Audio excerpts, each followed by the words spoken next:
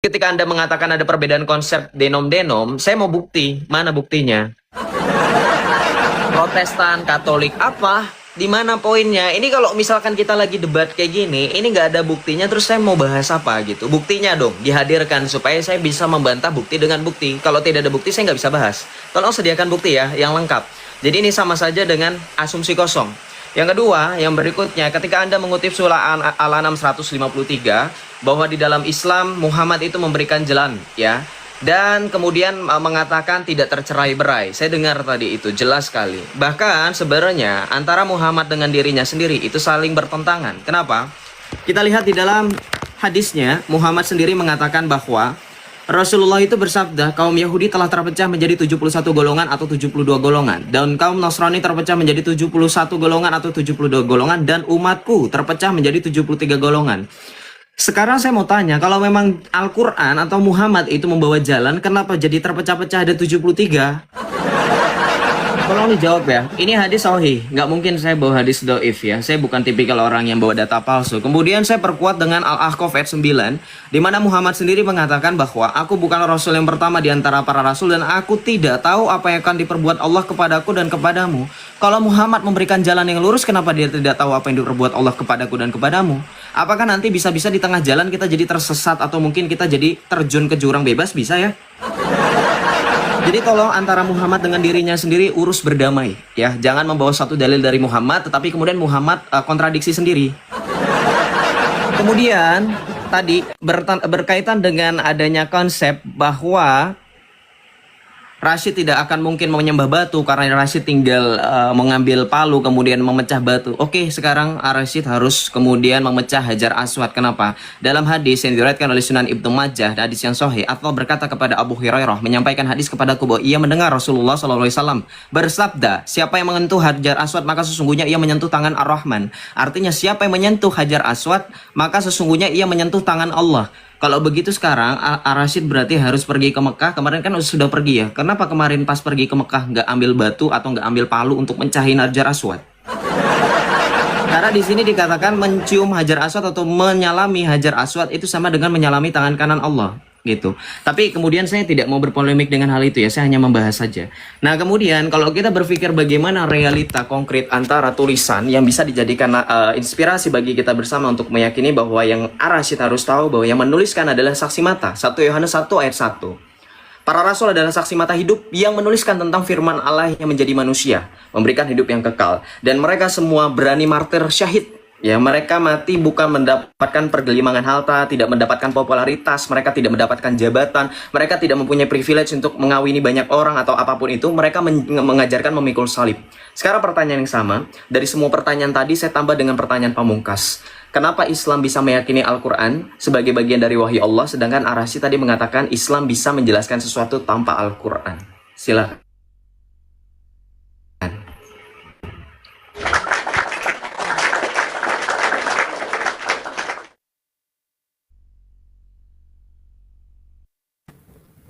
Oke, kita tes dulu ya. Kita tes dulu. Oh, lebih gede punya gua. Oke, saya pikir ada ilmu, tapi nggak apa-apa. Kita di sini belajar bagaimana kita memahami yang namanya diskusi itu fokus bahwa Tuhan. Kita berbicara Tuhan, Tuhan, Tuhan, dan bukan berbicara kenapa tiba-tiba lari ke Nabi Muhammad. Dan saya tidak akan pernah menjawab karena kita berbicara konsep Tuhan. Jadi fokus, jangan sampai nanti bulunya masuk ke hidung. Ya, memahami, menjelaskan ini tentang Tuhan, saya mengatakan bahwa poin-poin, saya jelaskan ya, poin-poin utama konsep ketuhanan dalam Islam, bagaimana kita mempelajari tentang Tauhid, yaitu juga memahami bahwa Allah Subhanahu Wa Taala itu adalah sebuah nama di dalam Al-Quran, dan juga sifat-sifat Allah, penciptaan yang mengatur, dan juga ibadah, dan kepatuhan kepada Allah Subhanahu Wa Taala. Jadi kita harus fokus. Kita membahas Tuhan, bukan Nabi, bukan Rasul. Jadi sedikit fokus dan belajar. Diskusi itu adalah memiliki yang namanya tema dan tidak keluar dari tema. Kita berbicara tentang Tuhan. Ya, kembali lagi saya katakan bahwa kita bisa menjelaskan singkat sekali bahwa kenapa Tuhan tidak, walaupun tidak ada Al-Quran, walaupun tidak ada apa, kita bisa menjelaskan. Kenapa? Karena apa? Siapa yang bisa menciptakan alam semesta ini? Siapa yang menciptakan yang namanya nafas? Siapa yang menciptakan namanya pikiran, akal? Dia mampu menciptakan sesuatu yang ada tetapi tidak terlihat. Maka pastilah sesuatu yang tidak terlihat ini pun yang namanya penciptaannya itu lebih tinggi daripada apa yang dia ciptakan. Itu dulu. Fokus dulu, fokus gitu ya. Kalau bisa minum air putih. Karena begini, memahami yang namanya Tuhan, sesuatu adalah akal pikiran menerima bahwa yang besar, yang sangat besar, yang luar biasa besar. Bagaimana kita bisa mampu melihat Tuhan sedangkan yang dia ciptakan kita tidak mampu bertahan melihat yang namanya matahari dalam 10 detik. Tidak mampu. Itu pun mampu dia ciptakan.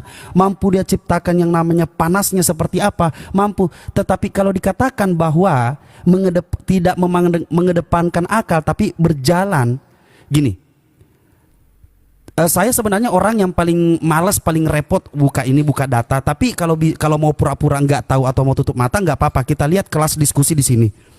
Unitarian, Seks Yehova, ada beberapa lagi di dalam kekristenan, berilah di dalam Katolik dengan Protestan. Berilah makanan secukupnya hari ini, itu Protestan. Berilah rejeki secukupnya hari ini. Makanan dengan rezeki itu beda jauh, Bung. Oke, itu beda jauh. Nah, coba Bapak di sorga diberkahi namamu atau apalah seperti itu, ya kan? Nah, jadi pahami dulu. Maka jelaskan dulu itu. Itu aja sudah berbeda. Ada yang meminta rezeki secukupnya hari ini, itu Katolik. Ada yang meminta makanan secukupnya hari ini. Apakah bisa dibilang bahwa pantesan aja banyak Protestan yang gembel? Karena dia mintanya makanan secukupnya. Makanan dengan rezeki beda. Rezeki itu nafas, rezeki itu uang, rezeki itu makanan, rezeki itu kesehatan. Itu beda jauh maknanya. Nah, itu saja sudah berbeda. Kalau katanya sejalan nih akal dengan perasaan. Jadi itu aja. Ingat ya, kita berbicara tentang Tuhan. Jangan ke Nabi Muhammad dulu. Oke? Fokus. Jangan terlalu nafsu untuk menyerang. Ingat, kita mengenal Tuhan yang maha besar. Seperti apa menjelaskan Tuhan itu? Kalau tidak ada tulisan, apakah Yesus itu bisa dianggap Tuhan? Jelas tidak. Kalau tidak ada tulisan, apakah Tuhan itu? Kalau mau, nanti saya jelaskan bagaimana tentang sejarah Kapitayan, bagaimana bisa dan apa asal usulnya, kenapa bisa Islam itu menjadi mayoritas di Indonesia. Nanti saya kasih tahu sejarahnya. Nanti cari sendiri ya, pasti Anda kan pembelajar. Kalau memang tahu dalam yang namanya berdiskusi. Tetapi lagi-lagi kembali fokus, yaitu kita membahas tentang Tuhan. Kenapa sampai sekarang Tuhanmu belum finish? Bahkan bukti yang paling besar yaitu siapa? Edis mengatakan Yesus punya Tuhan. Kalau Yesus punya Tuhan, ada yang mengatakan bahwa Yesus tidak punya Tuhan, artinya sengkle. Akal pikiran, kalau Yesus punya Tuhan, berarti ada dua Tuhan. Maka silahkan jelaskan itu. Itulah salah satu bukti. Unitarian, Saksi Yehova, dia tidak menuhankan Yesus. Nah, silahkan dijawab. Fokus. Kenapa? Halo, iya. Jaringan. Tolong di follow saya ya, biar kita bisa ketemu di PKPK. Oke, kita lanjut ya. Habis ini kita lanjut ya. Siap. Oke, silakan di follow saya dulu. Silakan di follow saya dulu ya. Iya, silakan benerin jaringannya dulu. Saya paling males kalau masih pakai wifi ngadat, pakai kuota aja. Kayak saya diskusi pakai kuota. Ya walaupun rungkat sih, tapi ya.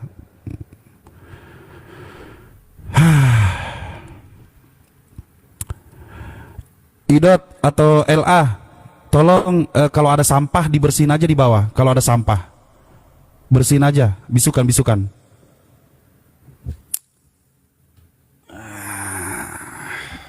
Kita tunggu ya, saya sudah follow.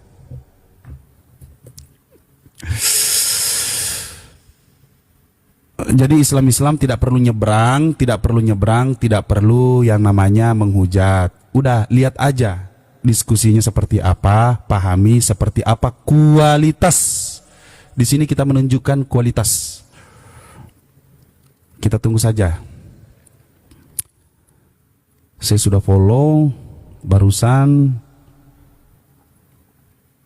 Aduh, aduh buyung. Ini.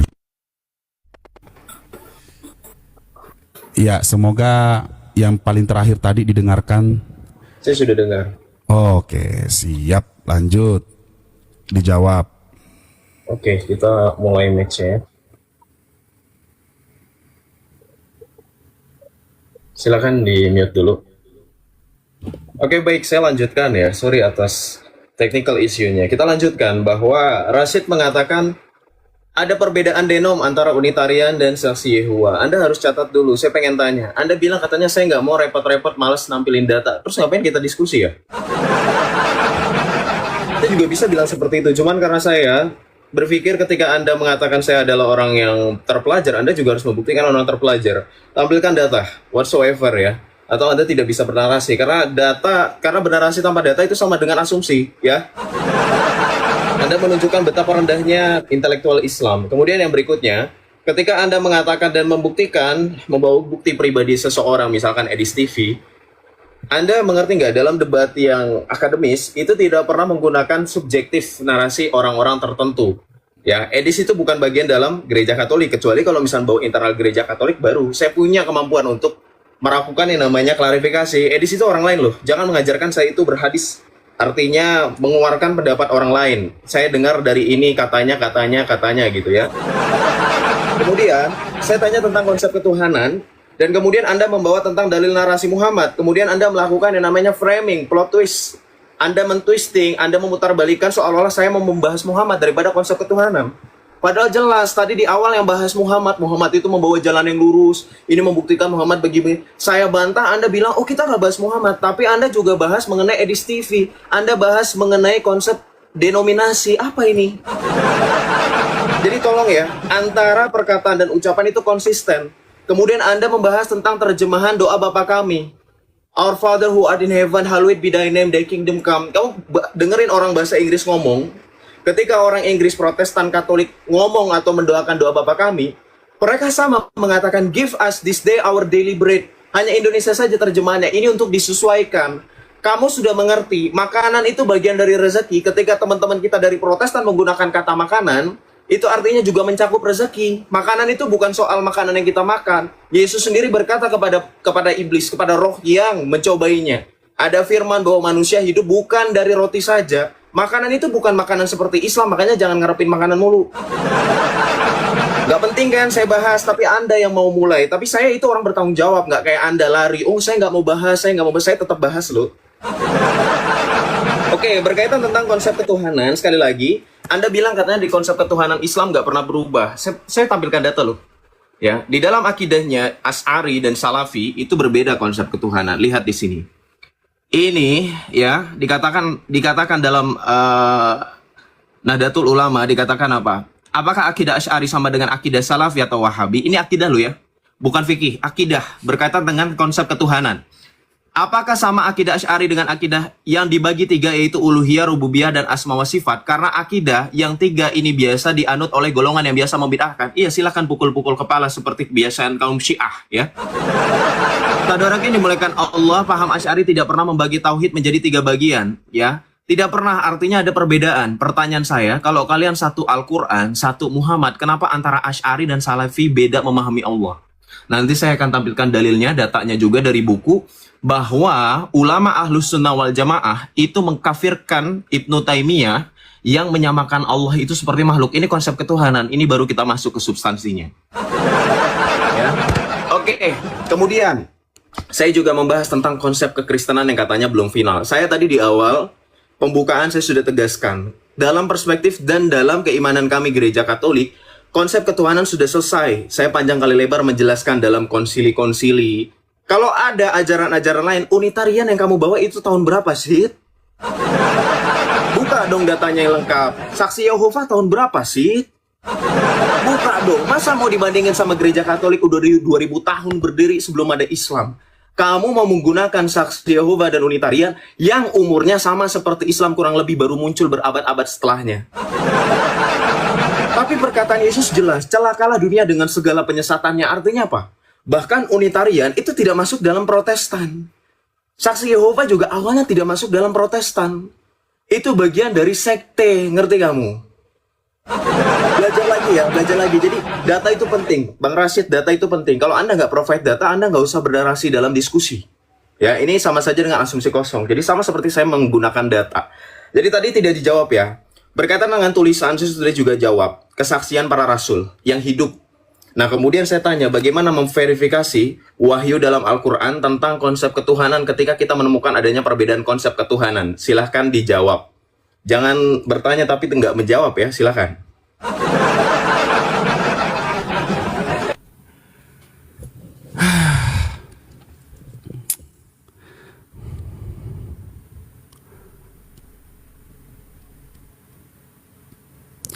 Den. Iya, saya di sini merasakan apa ya? Merasakan sesuatu ini sebenarnya diskusi atau apaan gitu ya. Tapi ya gimana ya mau diskusi kayak begini ya? Terlalu lancar ngomongnya, tapi ya jelas saya dengar ngomongnya, menjelaskan. Tadi kan saya sudah katakan, di Islam itu sudah finish. Di Islam itu sudah finish, yaitu apa? Allah Tuhan, Nabi Muhammad Rasul, selesai. Gitu loh. Kalau mau ngasih saya data, coba kasih saya siapa yang mengatakan Nabi Muhammad itu Tuhan. Karena yang dipermasalahkan di sini ada Tuhan yang Tuhan-Tuhanan. Ada manusia yang dipaksakan jadi Tuhan. Bahkan katanya ada Tuhan yang gak kelihatan tapi ternyata kelihatan. Gitu loh. Ini Tuhan yang ngomong. Tuhan yang ngomong kayak gini nih. Tuhan yang ngomong, Bapak yang mengutus aku, dialah yang bersaksi tentang aku. Kamu tidak pernah mendengar suaranya, rupanya pun tidak pernah kamu lihat. Yohanes 5 nomor 37. Ini Tuhan apa ini ngomong kayak begini? Tuhan apa ini? Diskusi macam apa ini? Saya sudah mengatakan di dalam Islam itu konsep ketuhanan sudah finish. Allah Subhanahu wa taala Tuhan dan Rasulullah itu adalah Rasul, utusan, selesai, finish. Masalah akidah, masalah fikih, masalah pemahaman, masalah ritual penyembahan, masalah apa, bahkan yang tidak diakui bahwa dia Islam, ada yang dikatakan Syiah, entah agama dari mana itu buatan Yahudi, dia juga menuhankan Nabi Allah. Dia masih pakai akal, dia menuhankan Allah. Ya, tetapi uniknya kayak gini nih, gimana ya, saya mau ya mana sih yang mau dibahas ini? Coba gini deh, ini deh, kalau tadi bahasanya apa, pamungkas gitu kan, pamungkas. Nih, saya kasih data, satu aja deh, saya jawab. Karena saya sudah mengatakan Unitarian saksi apa, walaupun dia datang tahun berapa, tetapi pertanyaannya, walaupun tahun berapa dia datang, pertanyaannya, apakah di sana tidak ada orang-orang yang berpikir, yang pernah mencari Tuhan seperti apa Tuhanmu? Mereka pakai apa? Atau pakai kertas lain? Atau pakai, enggak dong, pasti pakai Bible. Pasti pakai Bible mereka menafsirkan. Pasti pakai Bible mereka membaca. Nah, lalu dikatakan kalau pakai bahasa Inggris, what? Ya kan? Kalau pakai bahasa Inggris, jadi ada berapa banyak orang yang disesatkan yang tidak dapat membedakan mana itu rezeki, mana itu makanan. Kalau makanan ya makanan, kalau rezeki mencakup semuanya, Adinda. Mencakup semuanya kalau rezeki. Kalau makanan, makanan tok. Jangan ngarepin yang namanya duit. Duit itu bukan makanan. Belajar ya, kalau kamu terpelajar, oke lah, bukan terpelajar. Kamu yang mengundang saya duluan. Maka dengarkan. Ketika saya terdengar tidak terpelajar di dalam agamamu, atau semua yang melihat saya di barisanmu tidak terpelajar, ya nggak masalah. Tetapi beginilah saya menjelaskan, beginilah cara saya memberikan pemahaman seperti apa Tuhan itu yang bukan pelin-pelan, gitu loh. Bagaimana yang namanya tulisan yang membuat Yesus Tuhan? Kalau tidak ada tulisan, di mana kalian bisa paham kalau Yesus itu Tuhan? Tapi kalau tidak ada tulisan, yang namanya Tuhan adalah zat yang maha tinggi. Selesai, finish. Saya lupa lagi itu bacakan sejarahnya karena yang namanya Kapitayan. Ya semoga dia tahu. Jangan terlalu kayak apa, saya ada bau-bau baper, kayak ada bau-bau sakit hati. Santai lah Yosef, diskusi sama saya pikir tidak ada beginian. Tapi lu kayak belum apa-apa. Kita kan baru berdiskusi berapa kali, maka santai aja diskusi sama saya, gitu loh. Jadi jangan terlalu jelaskan dulu kenapa, apakah mereka betul-betul sesat atau apa segala macam, mereka masuk neraka atau apapun itu, ya. Tapi ketika dikatakan Tuhanmu tidak terlihat dan tidak pernah didengar suaranya, itu Yesus yang mengatakan, apakah betul Tuhan itu tidak pernah terlihat? Coba, apakah betul Tuhan itu tidak pernah terlihat? Karena kamu tidak pernah paling apa? Paling nanti jawabnya ya kita dengarkan lah. Balik lagi ke ngengong gitu. Finishkan dulu konsep ketuhanan ini. Bener nggak Yesus Tuhan? Karena untuk mensinkronkan, ketika saya membawa surah An-Nahl, ini apa surah tadi Al-An'am, ini bukan kata Nabi Muhammad, ini kata Nabi Muhammad dari Allah Subhanahu wa taala. Ini firman Allah, Nabi Muhammad yang menyampaikan. Makanya saya katakan Nabi Muhammad mengatakan. Karena itu firman Allah yang dia sampaikan. Begitu. Paham? Jawab. Gitu dong.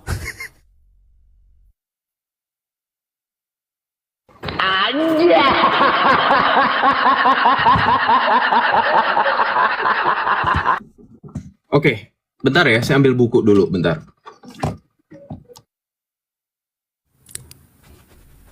Oke, kebanyakan buku nih kalau kayak gini nih. Kelewatan. Ini ngerinya nih kalau orang kelewatan pinter. Ambil buku, Rasid anak kemarin sore. Iya benar, baru kemarin sore saya dilahirkan. Pluk, keluar, langsung gede, kena angin.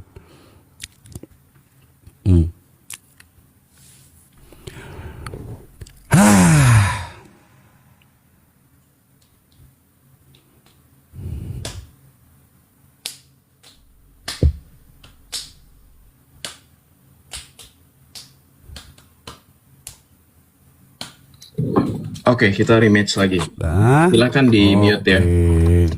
Oke, kita lanjut. Saya tidak ada kepahitan pribadi. Yang namanya debat itu perlu ekspresi ya. Jadi kalau tidak suka ada ekspresi, kamu ngomong sama batu aja ya. Oke, kemudian saya langsung jawab ya. Ada nggak katanya di antara orang Kristen yang S3 dan seterusnya? Kamu paham nggak? Bahkan orang yang berpendidikan sekalipun bisa jatuh dalam kesesatan ketika mereka tidak mempunyai hikmat. Itu sebab dalam kekristenan, akal logika itu tidak, kemudian saya selalu tegaskan, akal itu tidak menjadi satu-satunya. Perhatikan, satu-satunya. Kenapa? Akal dan iman itu berjalan beriringan. Makanya disertai dengan hikmat, kebijaksanaan. Orang yang memiliki akal itu bisa saja menjadi akal-akalan. Ateis, kurang cerdas apa mereka? IQ-nya Albert Einstein, Steve Jobs, orang-orang Yahudi, kurang cerdas apa mereka? Ngerti saya sama kamu. Kemudian dalam Alkitab sudah ditegaskan dalam 2 Petrus 1 ayat 21. Sebab tidak pernah nubuat dihasilkan oleh kehendak manusia, tetapi oleh dorongan Roh Kudus orang-orang berbicara atas nama Allah. Ini sudah jelas, saya sudah bawakan tadi. Saya itu tidak baper, saya itu hanya mempertanyakan. Dari sepanjang kita diskusi sudah berapa kali muter, tidak ada data yang saya dapatkan dari kamu. Ngomongin translate doa Bapa Kami, saya sudah jelaskan. Kamu nggak mau dibahas konsep Muhammad, kenapa kamu bahas translate-nya doa Bapa Kami? Nggak nyambung. Udah dijelasin, diputer-puter lagi sengaja ya, biar buang-buang waktu. Tapi saya nggak mau ke situ. Berkaitan dengan konsep ketuhanan dalam Islam, kamu katakan katanya bahwa Allah itu bisa dipahami tanpa ada wahyu. Sekarang saya tantang kamu. Saya nggak mau bunyikan di sini ayat Al-Qur'annya. Saya hanya minta supaya Ar-Rasyid betul nggak buka Al-Qur'an atau dia hanya hafal. Kamu buka dalam surat Toha ayat 110, ya. Buka dalam surat Toha ayat 110, betul nggak bahwa dalam Islam itu apakah betul akal itu melampaui dari apa yang tertulis dari Al-Qur'an? Kemudian yang berikutnya dari Al-Qur'an surah Asy-Syura ayat 51. Kamu buka di situ, bisa nggak manusia berbicara tanpa adanya wahyu dari Allah kamu?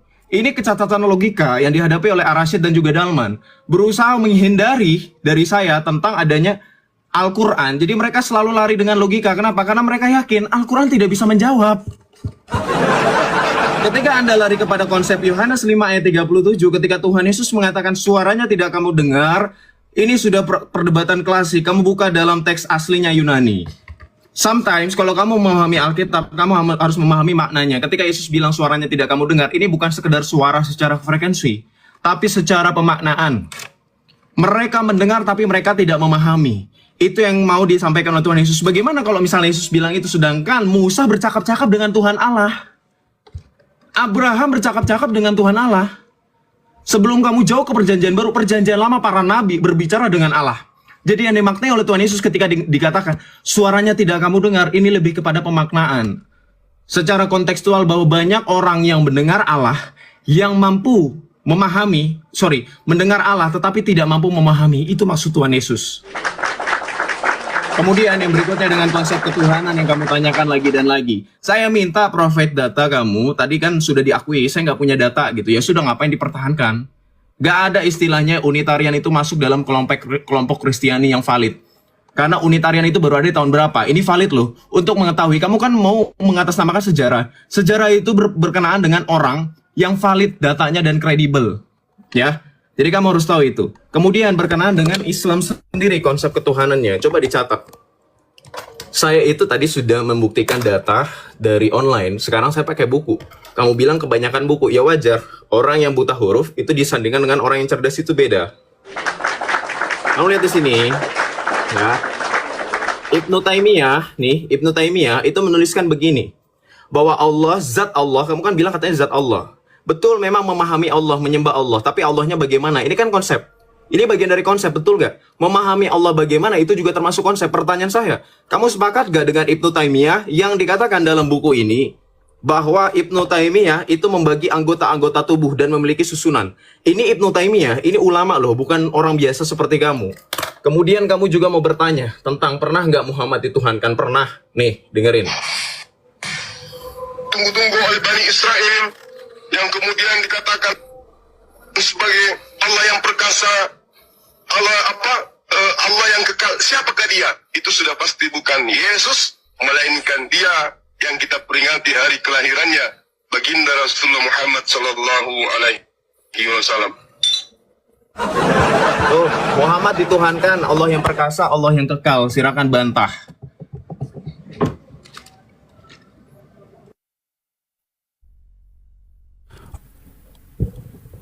Oke, langsung saya bantah. Tadi Anda sudah menjelaskan bahwa ketika saya membawa nama Edis, Anda menjelaskan itu adalah lingkup dalam dalam diskusi lintas agama. Ketika di framing pada saat Bang Zuma menjelaskan itu, pada saat menjelaskan tentang Rasulullah itu seperti ini seperti itu, ya berarti Anda sudah menjawab sendiri kata-kata Anda atau cara Anda. Oke, gini. Gimana ya konsep ketuhanan? Kalau masalah konsep ketuhanan yang saya pertanyakan, apakah Tuhannya salah kalau dia katakan kayak begitu? Apakah Tuhannya tidak maha kekal, tidak maha tinggi, tidak maha suci, tidak maha perkasa? Ketika Ibnu Taimiyah mengatakan bahwa Ibnu Taimiyah mengatakan tentang penjelasan di dalam akidahnya mengatakan bahwa Allah begini, Allah begini, Allah begini. Pertanyaan saya, Allah yang disebutkan itu apakah Allah yang pernah menjadi manusia yang manusia yang diludahi, digampar, ditusuk perutnya pakai tombak? Apakah Allah yang tidak maha suci? Apakah Allah yang pernah dinodai? Apakah Allah yang pernah tidak maha besar? Gitu loh.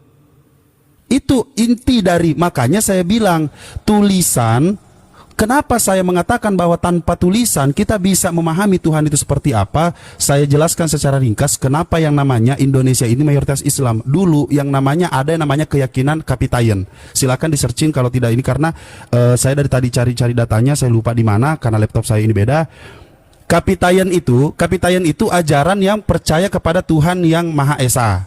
Tetapi mereka belum tahu.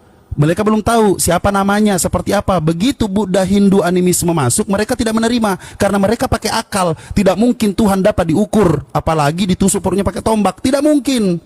Maka ketika Islam masuk, maka mereka diajarkan innani anallaha la ilaha illa ana. Maka mereka menerima, oh ternyata ini yang kita sembah selama ini, yang menyampaikan ke dunia ini, yang rasul ke dunia ini namanya Nabi Muhammad. Seperti itu, mengedepankan, memahami. Belum adanya agama, mereka sudah memahami yang namanya zat yang maha tinggi, menyembah yang maha tinggi. Bahkan Tuhanmu pun juga melakukan hal seperti itu, bersujud, berdoa ke langit. Gitu loh. Yang saya pertanyakan, kalau memang dikatakan bahwa ya terima kasih banyak atas penjelasan Anda, berarti betullah kata di dalam Al-Quran, maka betullah di dalam Al-Quran bahwa Sungguh inilah jalanku yang lurus, maka ikutilah. Jangan kamu ikuti jalan yang lain sehingga mencerai-beraikanmu. Maka dia lari ke teks original, maka dia lari ke teks bahasa Inggris, mencerai-beraikan kalian karena ada teks original, teks bahasa Inggris, teks bahasa Indonesia, ada teks apa segala macam. Kalian tercerai-berai. Satu Bible, kalian tercerai-berai dengan cara apa? Dengan cara menerjemahkan entah kemana-mana terjemahannya. Seperti itu. Anda tadi mengatakan suara atau apa segala macam. Oke, padahal di sini yang saya bahas itu kamu tidak pernah mendengar suaranya, rupanya pun tidak pernah kamu lihat. Lalu Anda masuk ke perjanjian lama.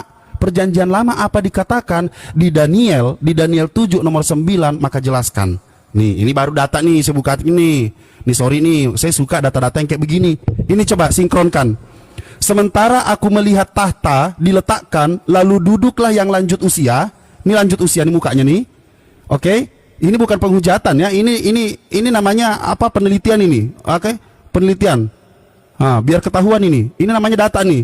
Lanjut usianya, pakaiannya putih seperti salju, nih. Ini sebenarnya kalau secara langsung dilihat ini putih banget ini. Ya kan?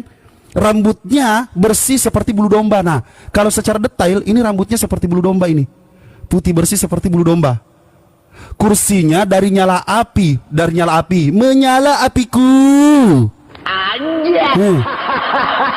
Menyala apiku. Coba lihat nih datanya dulu biar nggak ini nih. Coba lihat. Menyala kursiku. Terus apa dibilang? Dan apa nih? Roda-rodanya dari api yang berkobar-kobar. Berkobar-kobar rodaku. Anjay. Coba jelaskan apakah ini Tuhan atau apa? Coba jelaskan. Nah, itu dulu nih. Ini dulu nih. Menyala kursiku. Anjay. Nah, karena saya belum mendapatkan pertanyaan seperti apa. Saya cuma mau, ada tidak yang menuhankan Nabi Muhammad? Ada tidak berapa ribu orang di muka bumi ini yang menuhankan Nabi Muhammad? Karena dalam Islam itu sudah finish.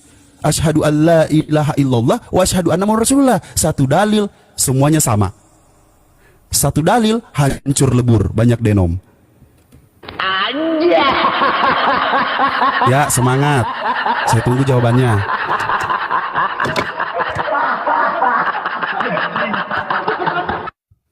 Ngopi dulu kita biar nggak selek.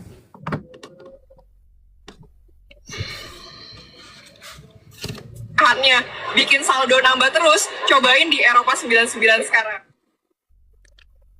Oke, kita lanjut ya.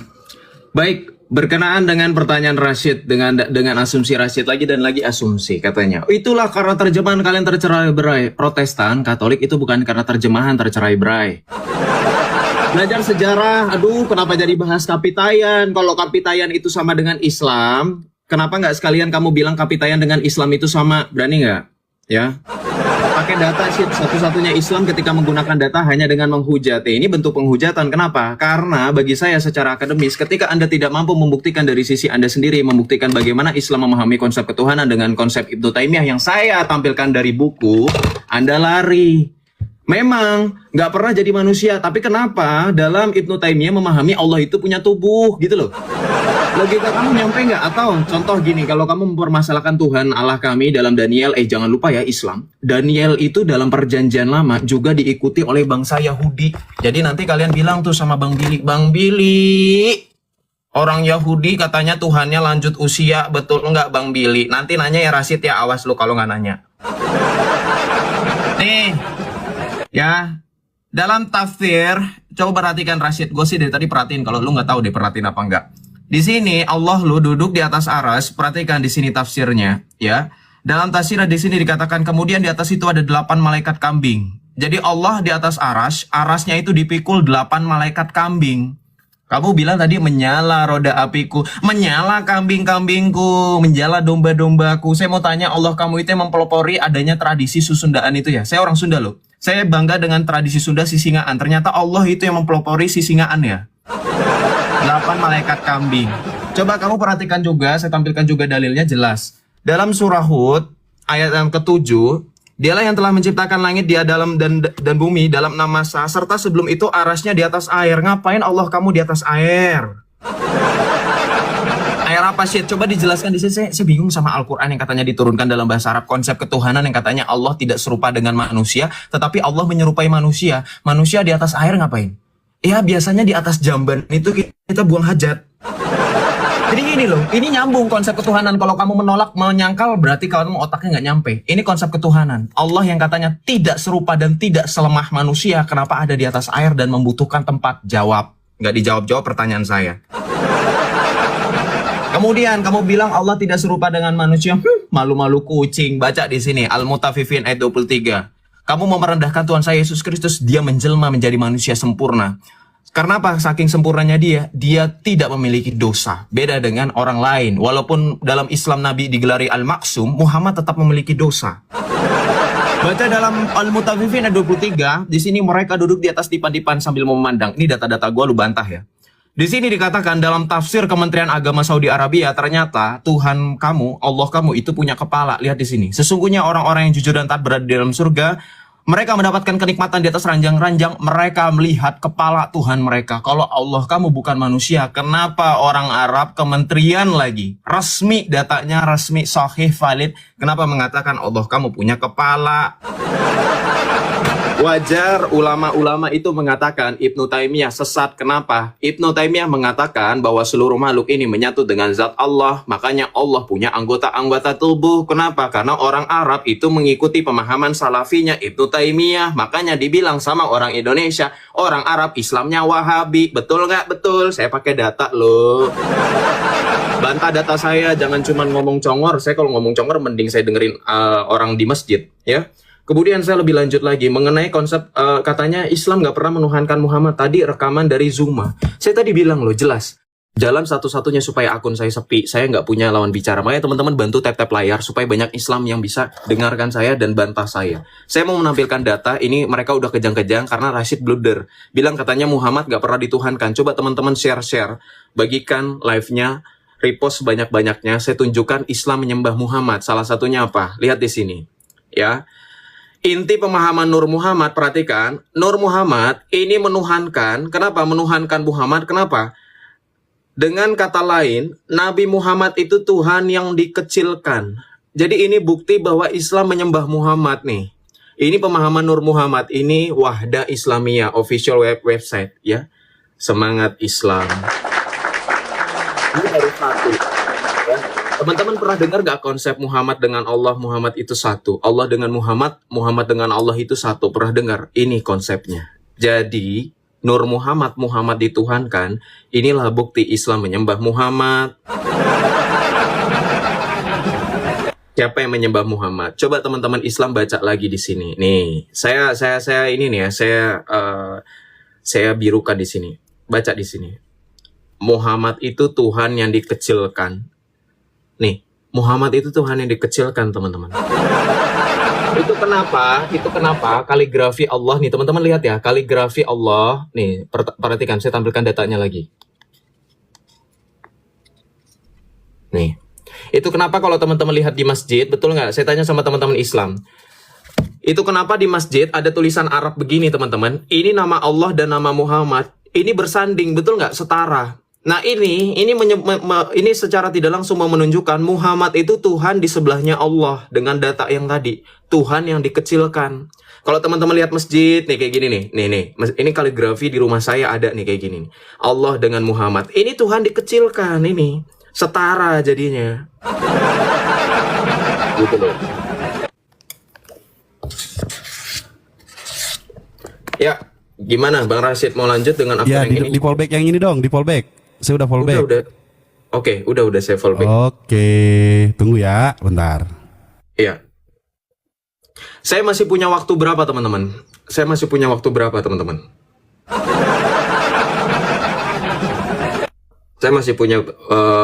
waktu berapa? Murtadin langsung cash masuk neraka. Oh, nggak ada cash. Ya, Islam jangan ajarannya ujung-ujungnya duit, masuk neraka duit, masuk surga duit. Gimana sih? Ini Islam nih ajarannya apa duit nih, contoh nih, saya punya bukti. Masuk surga tuh duit. Orang mu'alaf dipalak 25 juta nih, denger. Nih. Katolik.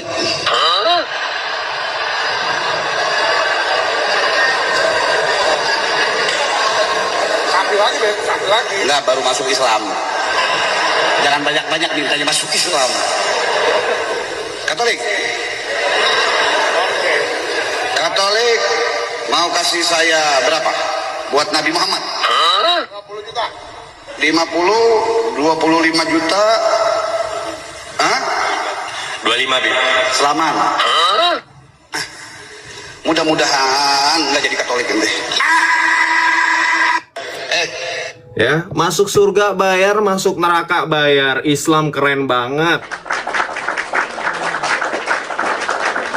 Keren banget. Masuk surga bayar, masuk neraka bayar. Pantesan negara kita nggak pernah aman dari ujung-ujungnya duit. Mayoritasnya mereka sih, ya betul ya. Oke, tadi masih waktu gua kan ya? Oke. Bentar. Gue balikan kamera dulu.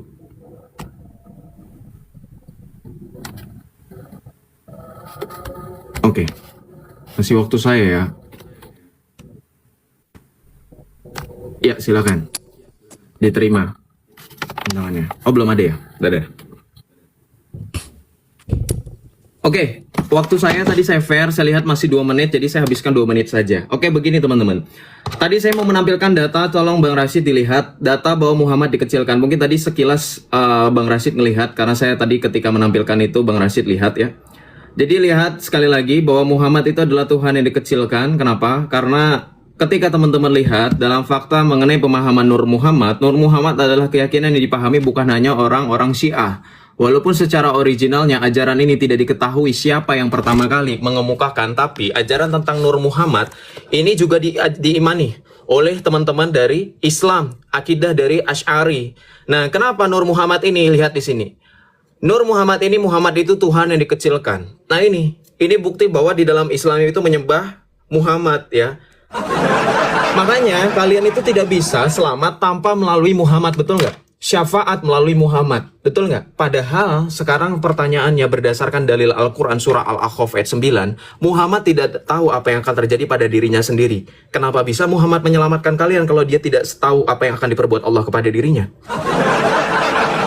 Nah, perhatikan di sini, ketika Nur Muhammad ini kita lihat dalam pemahaman NU online juga, Nahdlatul Ulama, salah satu organisasi terbesar Islam Indonesia untuk mewakili akidah dari Ahlus Sunnah wal Jamaah Asy'ari. Ini lihat di sini, Nur Muhammad memicu polemik. Tapi perhatikan, Nur Muhammad yang memicu polemik ini dipahami oleh Islam. Contohnya apa Bang Rashid dan teman-teman Islam? Contohnya kalian merayakan Maulid Nabi. Jadi teman-teman, hari lahirnya Muhammad ketika mereka merayakan dengan istilahnya Maulid, itu bukti mereka sedang memperingati Muhammad sebagai Tuhan yang dikecilkan. Contoh buktinya Pak Joseph, nanti saya tampilkan dengan video, saya sebutkan di sini dulu aja. Contoh buktinya ketika mereka membacakan sholawat, mereka tiba-tiba berdiri. Ya, mereka tiba-tiba berdiri, itu yang dinamakan dengan mahalul qiyam istilahnya. Kenapa mereka tiba-tiba berdiri? Karena mereka merasakan ruh Muhammad hadir di tengah-tengah mereka. Betul nggak Bang Rashid? Nanti saya tampilkan datanya. Waktunya nggak cukup. Mereka tiba-tiba berdiri karena merasakan ruh Muhammad hadir. Ini sama seperti perkataan Yesus dalam Injil Matius bab 19 ayat 12. Yesus berkata, berfirman kepada orang banyak, di mana 2-3 orang berkumpul demi namaku, aku akan hadir di tengah-tengah mereka. Kok malah Muhammad yang maha hadir, bukan Allah yang maha hadir? Kok bisa? Bahkan di kitab ini, dalam kitab Barzanji, Muhammad itu dikatakan cahaya yang bersifat terdahulu. Artinya ini bersifat awal. Kenapa ada yang mendahulukan Allah kalau memang Allah adalah sesuai dalam surah Al-Hadid, huwal awwalu wal akhiru waz zakhiru wal batin? Kenapa tiba-tiba ternyata ada Muhammad yang bersifat terdahulu? Silahkan dijawab untuk ya membandingkan dan menjawab juga persoalan yang ditanyakan oleh Bang Rashid kepada saya. Ada nggak buktinya orang Islam menyembah Muhammad? Ternyata ada. Saya kembalikan ya, silahkan dijawab. Dah, diakhiri aja. Sudah 2 menit.